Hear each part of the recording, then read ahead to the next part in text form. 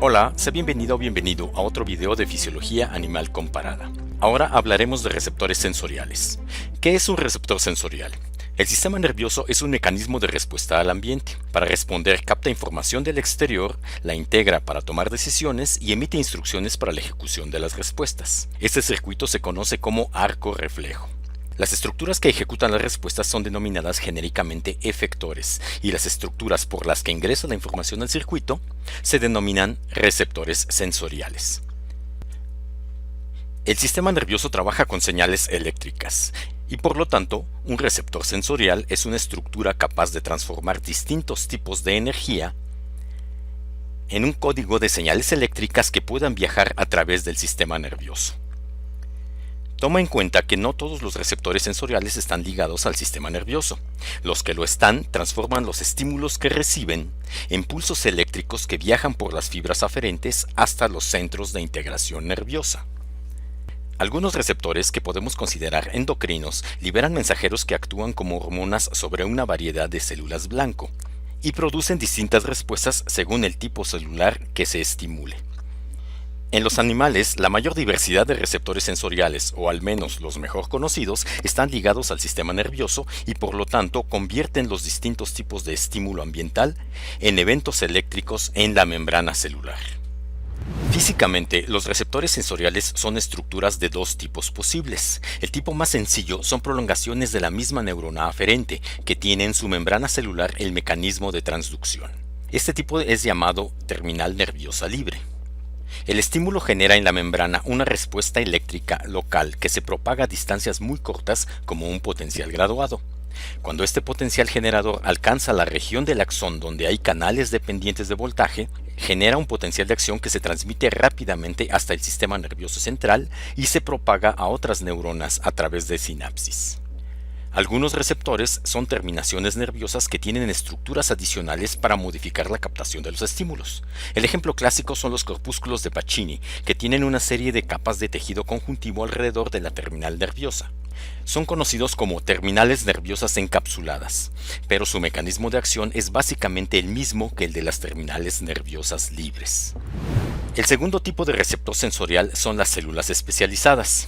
En este caso, el mecanismo de transducción está en una célula no nerviosa. El estímulo causa una respuesta eléctrica local en la célula receptora, que induce la liberación de neurotransmisor. El neurotransmisor estimula a la neurona aferente para producir un potencial de acción que viaja hasta el sistema nervioso central. Puedes encontrar diferentes clasificaciones de los receptores sensoriales en función de distintos criterios, por ejemplo, el origen de la estimulación, que los divide en interoceptores o exteroceptores, o el significado biológico de la información, como los propioceptores y los nociceptores. Pero consideremos que la característica esencial de un receptor que lo diferencia de otros tipos celulares es que actúa como un transductor. La transducción se refiere a que el receptor recibe un cierto tipo de energía y lo convierte en una respuesta eléctrica en su membrana. Para hacer esto, el receptor debe tener un mecanismo de respuesta muy especializado que llamaremos mecanismo de transducción. Desde esta perspectiva, los receptores sensoriales se pueden dividir en tres grandes categorías: los que transducen energía mecánica como los de presión y movimiento, los que transducen energía química, es decir, la información contenida en estructuras moleculares, y los que transducen energía electromagnética como la luz. Veamos el primer tipo, la transducción de energía mecánica. La energía mecánica se manifiesta en los sistemas biológicos como cambios de forma. La transducción consiste en convertir los cambios de forma en eventos eléctricos celulares. La forma más común de hacer esto es mediante canales iónicos activados por estiramiento. Son proteínas de membrana que al recibir tensión mecánica por cambios en la forma de la membrana, abren un poro que permite la entrada de iones positivos como sodio y calcio, y que despolarizan la célula. Estos canales son específicos para cambios en la forma celular. Observa que el poro tiene un mecanismo semejante a un diafragma, que se abre por la deformación asimétrica de la membrana, pero no se abre por otras manipulaciones. La deformación simétrica o la aplicación de detergentes no abren el canal. Una variante son los canales iónicos anclados, en los que una porción del canal está unida a un elemento del citoesqueleto celular y la otra porción a un elemento externo, por ejemplo, un componente de la matriz extracelular. El movimiento de cualquiera de estos elementos respecto al otro resulta en la apertura del canal y la despolarización de la célula. En conclusión, la transducción de la energía mecánica ocurre a través de canales iónicos sensibles a la deformación. Este mecanismo es la base de formas de percepción complejas, como el tacto, la presión, la vibración, la distensión de los órganos internos, la velocidad de desplazamiento, la posición del cuerpo en el espacio, el gradiente de presión osmótica, la percepción de arriba y abajo, y el oído, que en los animales acuáticos se complementa con la línea lateral. La percepción del tacto, que corresponde a una forma de exterocepción mecánica, ocurre por una diversidad de receptores que podemos catalogar como terminales nerviosas, libres o encapsuladas. Estos receptores se distribuyen en diferentes estratos de la piel y los tegumentos. Hay una diversidad de receptores como los corpúsculos de Meissner, los de Pacini, los de Ruffini y los discos de Merkel, que funcionan mediante el mismo mecanismo básico. La membrana de la misma neurona aferente tiene canales sensibles al estiramiento. La deformación mecánica de la piel causa la apertura de los canales, que produce un potencial graduado local que genera un potencial de acción. Los folículos pilosos están asociados con terminales nerviosas libres, y esto permite un mecanismo muy eficiente de detección del movimiento del medio a través de pelos y vibrisas. La mecanorrecepción por pelos funciona del siguiente modo. Las terminaciones nerviosas alrededor del folículo tienen canales sensibles a la deformación. El movimiento del pelo deforma la membrana de la terminal y despolariza la fibra aferente. Los invertebrados emplean la misma estrategia. Por ejemplo, los artrópodos tienen sensilios, que son proyecciones en forma de pelo cubiertas de quitina y asociadas con una terminal nerviosa. El movimiento del pelo despolariza la terminal nerviosa y ésta envía la información al sistema nervioso central. Los sensilios mecanorreceptores se ubican en regiones particulares del cuerpo y envían la información al cerebro para la percepción de variables como el movimiento del medio o el desplazamiento del animal mismo, y la velocidad a la que lo hace. Una segunda modalidad que depende esencialmente de mecanorreceptores es la propiocepción. La propiocepción se refiere a la capacidad de crearnos una imagen mental de la posición de nuestro cuerpo en el espacio. Esto depende de varios receptores. El primero de ellos es un receptor de longitud muscular llamado el huso muscular, que consiste en un grupo de fibras sensibles al estiramiento dispuestas dentro de cada músculo y que proyectan al sistema nervioso central. Este receptor y su circuito nervioso son los responsables del reflejo rotuliano. En la propiocepción también participan receptores articulares, que informan sobre la posición de las articulaciones, y receptores de tensión muscular, como los órganos tendinosos de Golgi.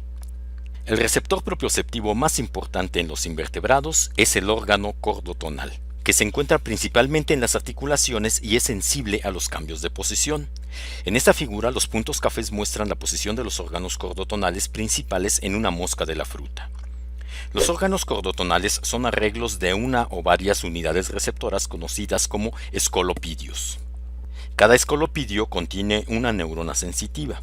La superficie del escolopidio es sensible a la deformación longitudinal, que se transmite a través de una linfa interna y causa la despolarización de la terminal nerviosa.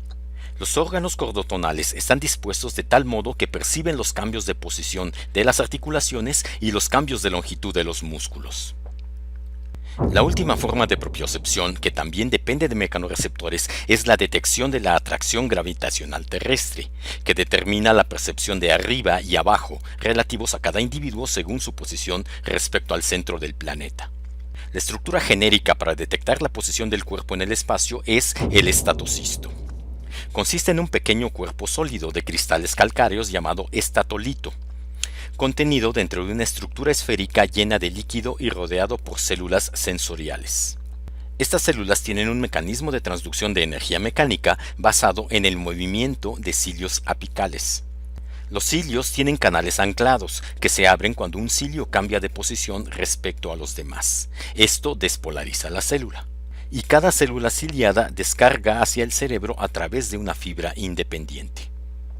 El efecto de la gravedad hace que el estatolito estimule un cierto grupo de células ciliadas, y con esto es posible saber en qué posición se encuentra dentro del estatocisto. Los estatocistos informan no solamente de la posición del cuerpo respecto al eje de gravedad de la Tierra, también dan información sobre la dirección y la velocidad del desplazamiento. En esta pequeña medusa del género Ovelia hay un estatocisto en la base de algunos tentáculos. Los estatocistos tienen un estatolito en el centro, que está fijo a las células sensoriales del derredor. Cuando el animal comienza a moverse en una cierta dirección, por ejemplo hacia la derecha, la inercia del estatolito hace que se estiren las células que quedan hacia adelante y se relajen las que quedan hacia atrás. Cuando el desplazamiento es en sentido opuesto, las células son estimuladas de manera inversa. Como el estatocisto es una estructura esférica, puede detectar cambios en la dirección del movimiento en cualquiera de los ejes. Los estatocistos varían entre los grupos de invertebrados, en estructura, en número, en ubicación y en complejidad. Aquí puedes ver uno de los estatocistos más complejos, el de cefalópodos, que tiene dos componentes, un sistema de estatolito que detecta el efecto gravitacional y un sistema de cúpulas que detecta el movimiento rotatorio. En este sentido se asemeja al mecanismo que tienen los vertebrados. El equivalente del sistema de estatocistos en los vertebrados es el llamado aparato vestibular, que está formado por el utrículo, el sáculo y los canales semicirculares. El aparato vestibular es un conjunto de cavidades llenas de endolinfa. En ciertos puntos del sistema de cavidades hay grupos de células ciliadas mecanorreceptoras que constituyen distintos órganos sensoriales, el utrículo, el sáculo y los canales semicirculares. En el utrículo y en el sáculo, las células sensoriales se agrupan en máculas. Una mácula está formada por células mecanorreceptoras ciliadas intercaladas entre células de soporte, que tienen la región mecanorreceptora embebida en una matriz gelatinosa. La matriz contiene pequeños cristales de carbonato de calcio denominados otolitos. En conjunto, estos dos elementos componen la membrana otolítica, que tiene una gravedad específica muy grande. Los cambios en la posición de la cabeza desplazan la membrana otolítica por gravedad. Esta mueve los cilios, y el movimiento de los cilios unos respecto a otros abre los canales iónicos atados y despolariza la célula. Las máculas del utrículo y del sáculo están dispuestas en ángulo recto una respecto a la otra y detectan movimientos en dos planos perpendiculares. Por esto, estos órganos informan de la posición de la cabeza y de movimientos lineales antero-posteriores, laterales y arriba-abajo. La segunda parte del aparato vestibular son los canales semicirculares. Son tres conductos dispuestos en ángulo recto cada uno respecto a los otros dos. Están llenos de endolinfa que se desplaza por el conducto en el sentido del plano. Dentro de cada ampolla hay mecanorreceptores similares a los del utrículo y del sáculo, pero en este caso se agrupan de manera más compacta para formar una cresta. Y en vez de membrana otolítica, los cilios están rodeados de una matriz gelatinosa llamada cúpula. Cuando la cabeza gira, la inercia empuja la endolinfa y ésta empuja la cúpula en sentido opuesto al movimiento. Como los tres canales semicirculares están dispuestos en planos distintos, perciben los movimientos rotatorios que ocurren en todos ellos. El aparato vestibular, es decir, el utrículo, el sáculo y los canales semicirculares, es común a todos los grupos de vertebrados. Pero en los vertebrados adaptados al medio terrestre, el aparato vestibular tiene una extensión adicional. Esta extensión es el transductor de la audición. En los anfibios recibe el nombre de papila basilar y en los demás grupos es conocido como cóclea.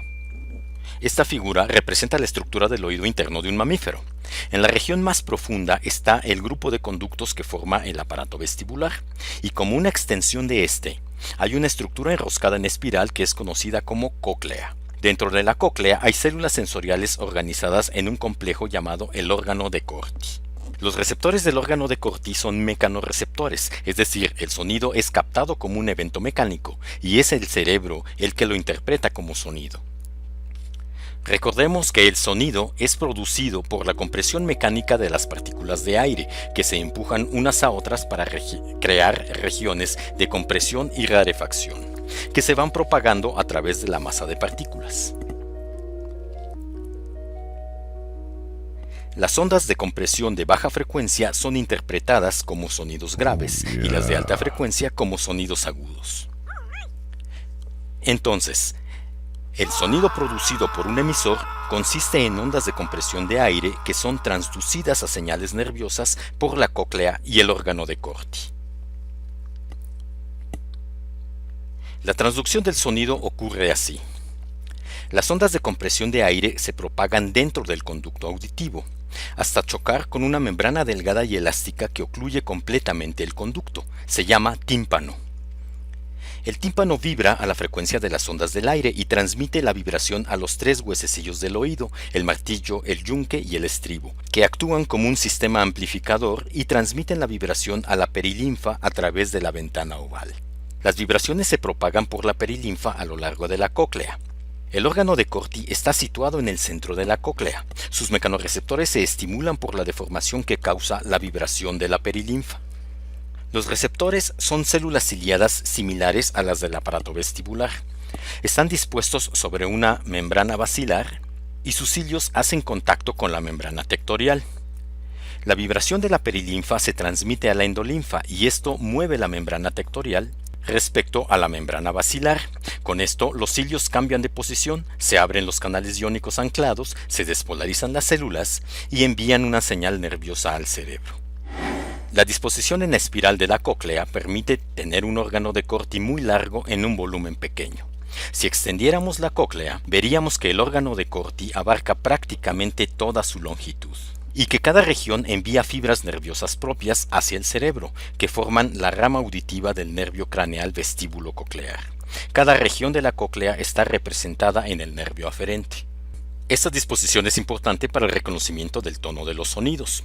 Las ondas de longitud corta son absorbidas en las regiones proximales de la cóclea, y las señales provenientes de estas células son interpretadas como sonidos agudos. Las ondas de longitud grande alcanzan los puntos más distales de la cóclea y el cerebro interpreta las señales provenientes de aquí como sonidos graves. Mediante este mecanismo, el cerebro puede reconocer e interpretar una gama muy grande de longitudes de onda. Dijimos antes que los peces no tienen cóclea, pero esto no significa que no puedan percibir las vibraciones que nosotros llamamos sonido. Su sistema auditivo puede ser considerado una adaptación a la audición en el agua, que tiene diferencias importantes con la audición en el aire.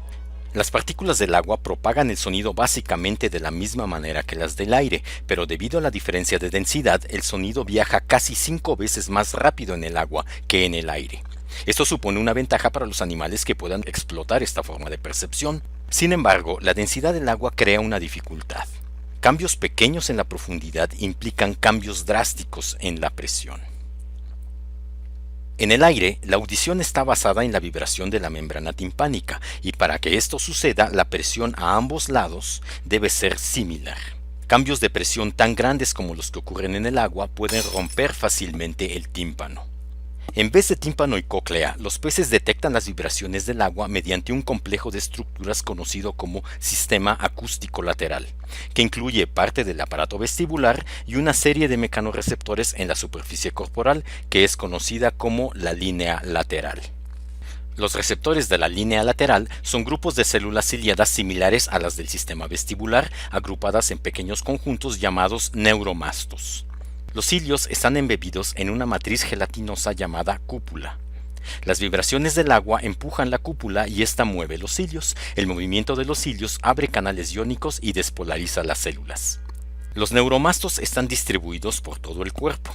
En la región del tronco, los neuromastos son superficiales y están expuestos a los movimientos del agua en diferentes direcciones. Pero en la región de la cabeza y en una línea a lo largo del cuerpo, los neuromastos están dispuestos dentro de un canal por debajo de la piel. El canal no está expuesto libremente al agua, pero se conecta con el medio externo a través de una serie de poros a lo largo de toda su extensión. De esta manera, los neuromastos perciben cambios muy puntuales en la presión del agua. El trabajo combinado de los neuromastos superficiales y en canal da al pez la capacidad de percibir con mucha precisión los movimientos, los cambios de presión y las vibraciones en el agua. Los poros de los neuromastos en canal se observan como una línea a la mitad del cuerpo, y de allí el nombre que se le ha dado a esta estructura. La audición basada en neuromastos es una adaptación al medio acuático. En este árbol filogenético de los vertebrados se muestra que los neuromastos están presentes en todos los grupos acuáticos, desde los peces ágnatos hasta los anfibios. La adaptación al ambiente terrestre ha implicado la pérdida de los neuromastos, como se observa en algunos grupos de anfibios y en los amniotas, los reptiles, las aves y los mamíferos. Pero no todos los vertebrados acuáticos son peces. Algunos animales acuáticos descienden de ancestros terrestres, como los delfines y las ballenas. Los mamíferos acuáticos no tienen línea lateral. Su aparato auditivo es parecido al de los mamíferos terrestres, pero con algunas modificaciones para evitar el efecto de la presión. En los vertebrados terrestres, las vibraciones sonoras son concentradas por el pabellón auricular sobre el conducto auditivo. Estas hacen vibrar el tímpano, que mueve los huesecillos del oído medio, y termina golpeando sobre la ventana oval de la cóclea. En los cetáceos no hay pabellón auricular, no hay conducto auditivo y tampoco hay tímpano. Las vibraciones son captadas en la mandíbula y son canalizadas hasta una lámina rígida de hueso formada por una extensión del hueso timpánico. Esta placa timpánica está articulada con los huesecillos del oído medio que transmiten la vibración hasta la ventana oval de la cóclea. A diferencia de los peces, los mamíferos acuáticos sí tienen cóclea, pero a diferencia de otros mamíferos no tienen membrana timpánica ni conducto auditivo. Las ondas sonoras son dirigidas hacia el oído medio por una estructura cónica dentro de la mandíbula, compuesta de grasa que se distribuye según un gradiente de densidad. La vibración del agua hace vibrar la piel por encima del cono y se transmite a la grasa. Por el gradiente de densidad, la vibración se concentra en un punto que incide sobre el oído medio y la ventana oval de la cóclea. Después de esto, la transducción ocurre del mismo modo que en los demás vertebrados. En los cetáceos, la vibración auditiva puede ser percibida en diversas regiones de la piel, pero hay dos áreas a los lados de la boca que son más sensibles por la disposición del cono de grasa. Estas regiones hacen las veces de los receptores auditivos. El mecanismo es tan eficiente que permite a los cetáceos tener un sistema muy sofisticado de comunicación y de reconocimiento del medio basado en el sonido, que es conocido como ecolocalización. El aparato auditivo de los mamíferos está adaptado al tipo de ambiente. Los animales terrestres tienen membrana timpánica, conducto auditivo y la mayoría tienen también pabellones auriculares. Los que son acuáticos estrictos no tienen tímpanos, conductos auditivos ni pabellones auriculares. Algunos mamíferos tienen hábitos anfibios, es decir, que son esencialmente terrestres, pero se alimentan en el agua y por esto deben hacer inmersiones a gran profundidad y por tiempos prolongados. Es el caso también de algunas aves buceadoras como los pingüinos. En estos animales el oído debe ser funcional tanto en el agua como en el aire. Su aparato auditivo tiene características tanto de los terrestres como de los acuáticos estrictos. Sí tienen tímpano, pero el conducto auditivo es muy estrecho y no tienen orejas. La estrategia de estos animales es mantener los oídos funcionales en el medio aéreo y, durante la inmersión, proteger los tímpanos de la presión del agua, obstruyendo el conducto auditivo y aumentando la presión en el oído medio, donde están los huesecillos, para compensar la presión externa. Esto lo hacen mediante una red de capilares sanguíneos en la pared del oído medio, conocida como seno cavernoso. Cuando el animal está en la superficie, el seno cavernoso está retraído y el oído medio está lleno de aire. Cuando el animal se sumerge, el seno cavernoso se llena con sangre y ocupa la mayor parte del volumen del oído medio. Esto comprime el aire y aumenta la presión en el lado interno del tímpano. Por último, comentaremos sobre la audición en los invertebrados terrestres, que son esencialmente los insectos. Como el sonido es un fenómeno mecánico de vibración del aire, los insectos lo detectan mediante receptores similares a los que perciben la vibración del medio y que nosotros clasificamos como tacto. La diferencia básica entre el oído y el tacto es que el oído responde a vibraciones de mayor frecuencia y de menor intensidad que el tacto. Los insectos poseen una variedad de mecanorreceptores muy sensibles que se activan con frecuencias de vibración similares a las que nosotros llamamos sonido, es decir, de más de 100 Hz. El mecanismo más simple y más generalizado de detección de vibraciones es el de los sencillos tricoides o pelos sensibles. Si recuerdas, estos son comunes a una gran variedad de invertebrados, tanto acuáticos como terrestres, y en el caso de los insectos son el principal mecanismo por el que las larvas detectan el zumbido de otros insectos. Hay una variedad de órganos más especializados en la audición. El primero de ellos es el órgano de Johnston. Está situado en la antena, en la articulación entre el pedicelo y el funículo.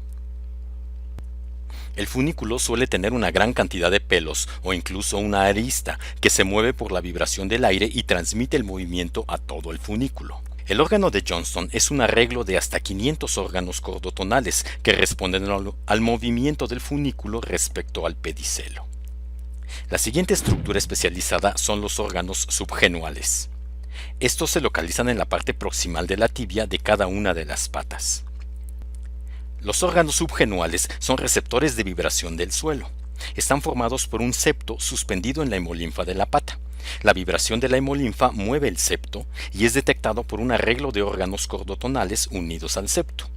La sensibilidad de estos escolopidios es tan grande que detectan vibraciones en frecuencias correspondientes al sonido. La última estructura auditiva que comentaremos es el órgano timpánico. Este se encuentra solo en algunos grupos de insectos, como saltamontes y mariposas. El órgano timpánico consiste en una pequeña cámara situada típicamente en la base de las alas. La cámara está cubierta por una lámina muy delgada de quitina y está conectada con el sistema traqueal del insecto, de modo que se mantiene llena de aire. La presión del aire dentro de la cámara iguala la presión en el exterior, y esto permite que la lámina timpánica vibre libremente con las vibraciones del aire. La vibración causa la despolarización de un órgano cordotonal unido a la lámina, y este envía la señal nerviosa hacia el cerebro. Esto es todo en cuanto a mecanorreceptores. Te invito a consultar el siguiente video sobre receptores sensoriales químicos y electromagnéticos. Muchas gracias por tu atención.